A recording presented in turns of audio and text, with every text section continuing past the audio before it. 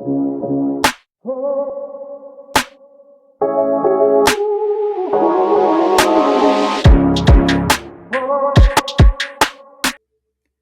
everybody, it's Jax again from the Popcorn Review Podcast. In my episode 75, AEW Dynamite from March 25th, 2026. I missed a couple weeks, guys. My birthday came around. My family took me out, kids spring break, so took some time off again. Um, from there, but everything was good. Just needed some time again to rejuvenate my batteries, if that makes sense. And appreciate you guys waiting out. Saw some of my videos getting some good likes on Instagram and not Instagram, on YouTube. So thanks for that. But let's get into it. AEW Dynamite started off with Kenny Omega versus Swerve Strickland 2 for EVP status and number one contender. I didn't know that he put up his EVP status. Like I said, I missed a couple weeks. I haven't watched. So he did put up his EVP status. Great match. The crowd was behind both of these guys.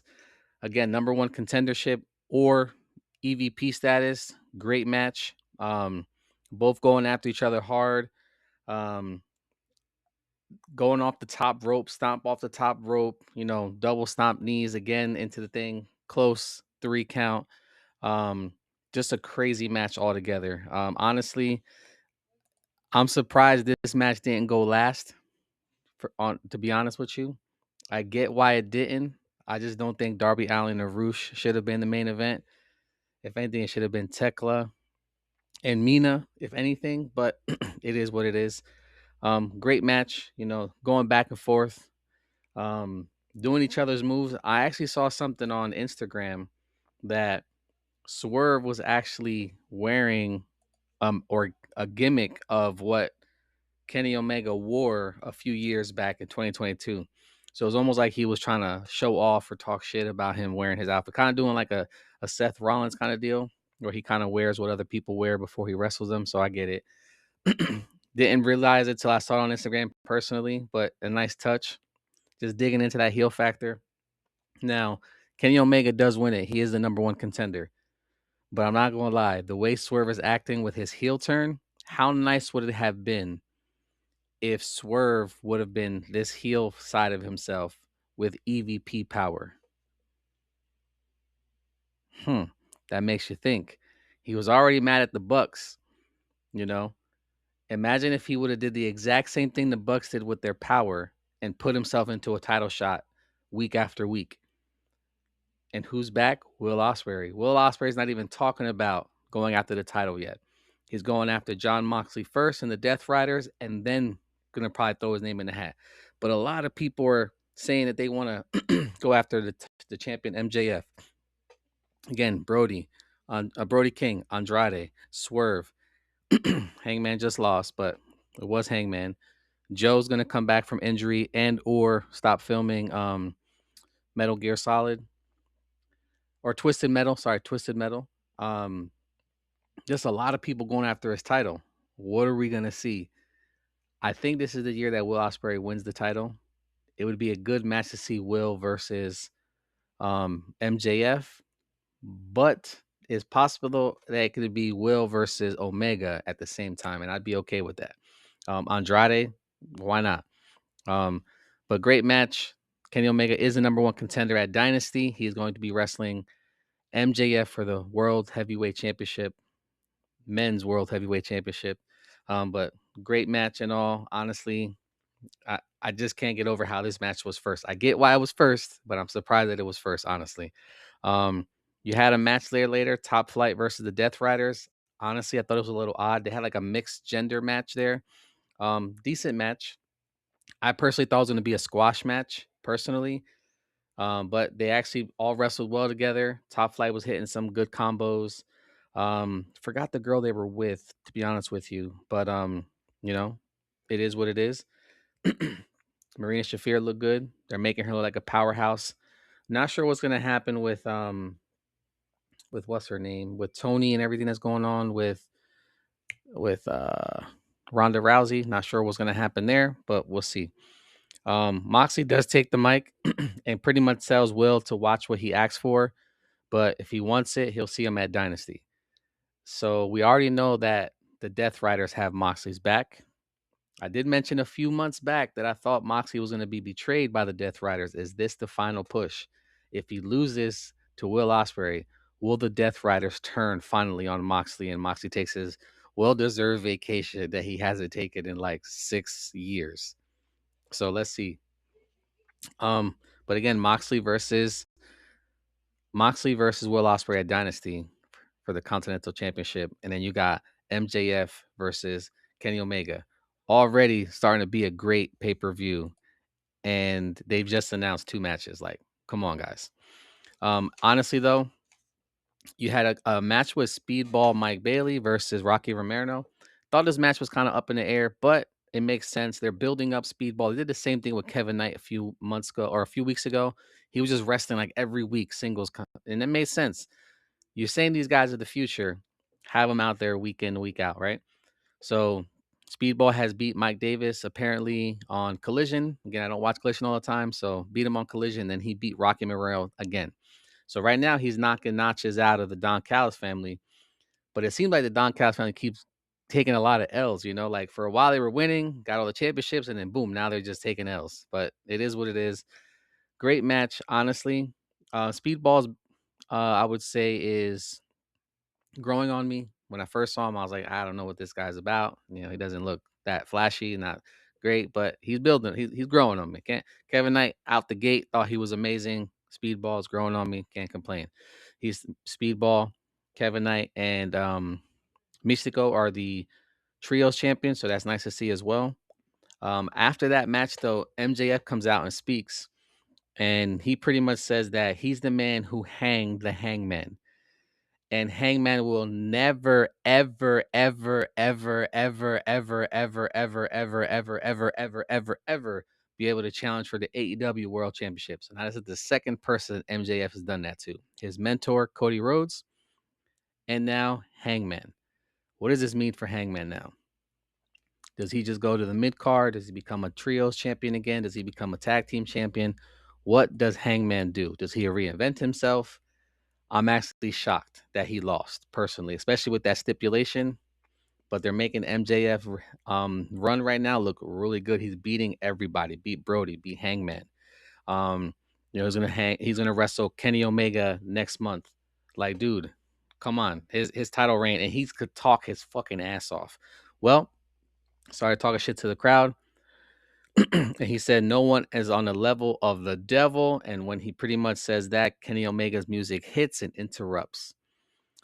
And they pretty much go in there, talk shit to each other back and forth. Even though Kenny Omega doesn't talk that much shit, to be honest with you, he's more kind of like calm. He lets his actions speak louder than his words, if anything. Um, he goes to, hey, let the better man win. He goes to shake MJF's hand. He goes, nah, just jumps out of the ring. Just leaves kind of Hangman, hanging there. Or sorry, leaves Omega hanging out in the ring by himself. Omega does his little good night, and pretty much says I'll probably be out later or whatever. But again, 2 matches that were announced: Kenny Omega versus MJF, and then you have Will Ospreay versus Will Ospreay versus John Moxley. What happens right after that? CNC, Copeland, and Christian Cage, they have a little backstage segment pretty much telling FTR, you're on notice. We will see you at Dynasty. And then FTR comes out, starts talking shit after. Well, actually, right before FTR took the mic and interrupted them as well, Copeland pretty much says, I'm going to end your career. Like, I'm going to take you guys out. So what does that mean? Is he going to break up FTR by hurting one of these guys, or maybe putting one of them on the shelf, or maybe someone goes on vacation? You know what I mean? What's going to happen? It's going to be a crazy grudge match at Dynasty. So again, 3 crazy matches at Dynasty announced already. What do y'all think? Let me know in the comments. Well, FTR also talks shit after that. Comes out pretty much saying, I don't care about your family. I don't care about your wife. I don't care about your kids. I don't care about the food you gave me, the house that I was able to stay. I don't care nothing about that. I'm only worrying about me and FTR and us having gold around our waist. And then they kind of stop. OC, Orange Cassidy, and Roddy come out, and he kind of Stokely kind of try to punk OC, and OC kind of pushes him back, and FTR kind of like jump on him for a little bit. Roddy comes out, saves the day. But it was just a weird interaction. Why are you causing issues with those two guys that have nothing to do with your storyline? So is that going to be playing out later? Are they going to cost FTR the championship later because they fucked with OC? What do y'all think? Let me know in the comments. But guys, this OC and Darby and the dogs have been going back and forth. Personally, I'm surprised. I personally don't like these matches. I feel like it's just repetitive over and over and over.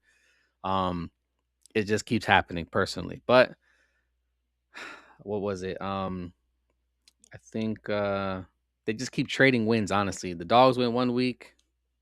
Next week, Darby Allin and OC wins, and then vice versa. OC loses, the dogs win. It's like win for win, loss for loss. They just keep going back and forth. That's why I'm not really too fond of it. But someone did say something online saying, like, hey, they're part of the Bullet Club or a section of the Bullet Club. Does this mean Jay White's going to come back with his Bang Bang Gang and have like a civil war with the dogs? Or is he going to join the dogs and betray the Bang Bang Gang? What do y'all think? Let me know in the comments.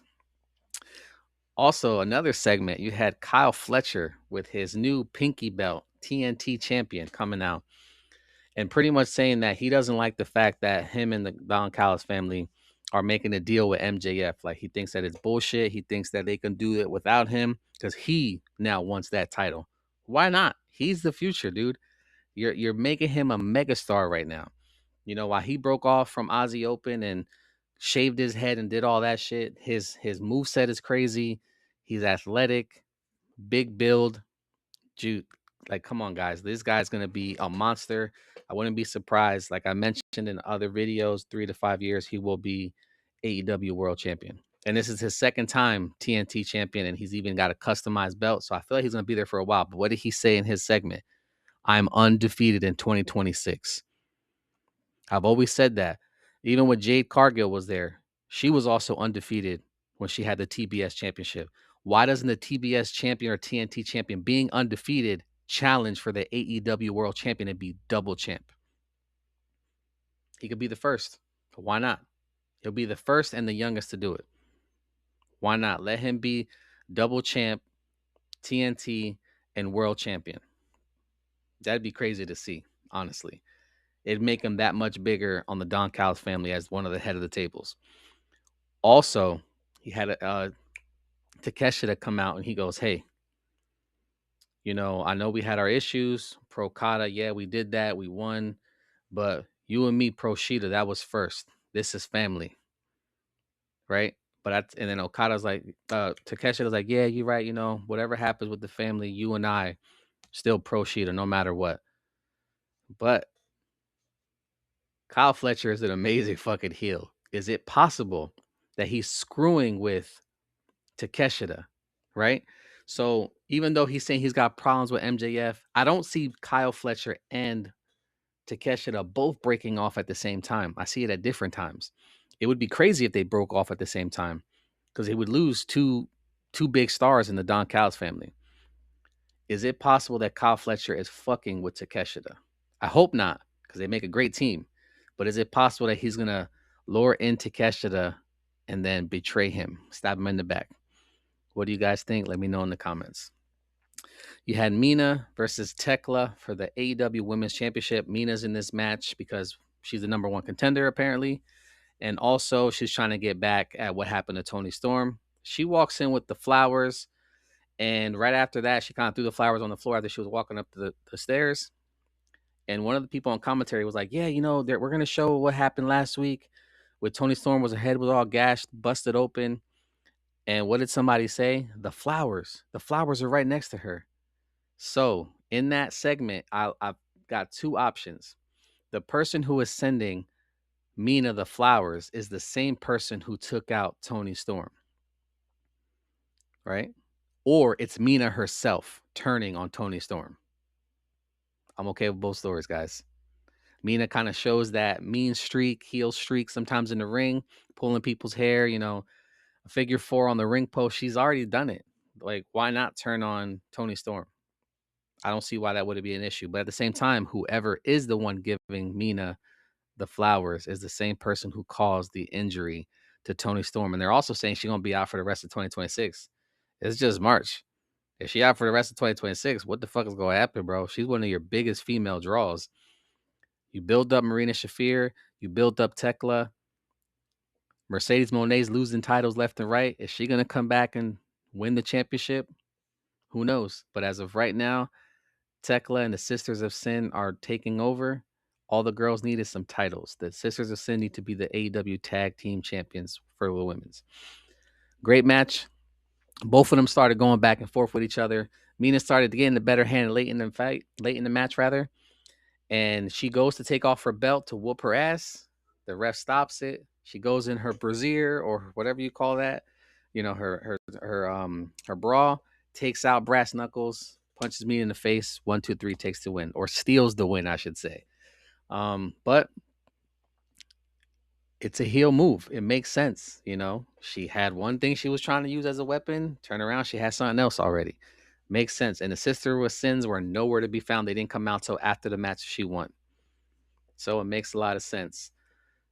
Honestly, Tekla, didn't know anything about her. I know she was in New Japan. A lot of people were praising her. I could see why. She could wrestle. She's a little bit smaller than most girls, but she could wrestle. She could talk. She got mic skills. She could talk shit. She could, again, she's the total package, honestly. I could see, I don't know who's going to take the title off of her. Thought Chris Statlander might do it, but it doesn't seem that way. Who do y'all think could take the title off of Tekla? Honestly, maybe Willow? Maybe title for title, and then Willow takes both. I don't know, but that would be cool to see either way. Let me know what y'all think in the comments, guys. Like I mentioned later on, you had the main event, or it was a co-main event. You had Roosh versus Darby Allin in a no count out match. So you know how Darby is. Balls to the wall every time. Jumps out of the ring, dives head first. Roosh just slided like the Samoa Joe move, just ducked out of the way. Darby goes face first into the garden rail. Busts Darby open. He already had a Band-Aid on from the last time he got busted open. So he busted himself open here tonight or yesterday, and then busted himself open a week prior or something. But he's bleeding. And Roosh is just fucking with him. Roosh is a beast. Roosh is just fucking with him, like toying with, like a dog playing with his toy, just toying with him. Darby fights back for a little bit. Roosh knocks him down again. It's just crazy, honestly. And of course, Darby's an underdog because he's a smaller guy, smaller competitor, but he's crazy, balls to the wall, like I mentioned. He does win this match as a quick roll up. Roosh is pissed, but quick roll up, Darby wins. Darby goes to celebrate, has his hand back to the curtain, and the Don Callis family comes out. Mark Davis grabs him and spikes him into the fucking ground. The Don Callis family starts beating up on Darby because Darby also said he wanted a title shot. So again, MJF, the list keeps growing. And Andrade ain't going nowhere. You saw Andrade at the end. He's kind of pissed at Don, like, why are we doing this? I want the title. Why are we doing this? So you got Andrade and you got Kyle Fletcher from the Don Callis family that both want the world championship. Not everybody can have it. What are y'all doing? Is Andrade already going to leave the family? I already said Takeshita was going to leave. Is he going to lose Andrade, Takeshita, and Kyle Fletcher all in the same year? That shit will be nuts. But again, guys, what do y'all think? Let me know in the comments. Thanks for watching. Have a great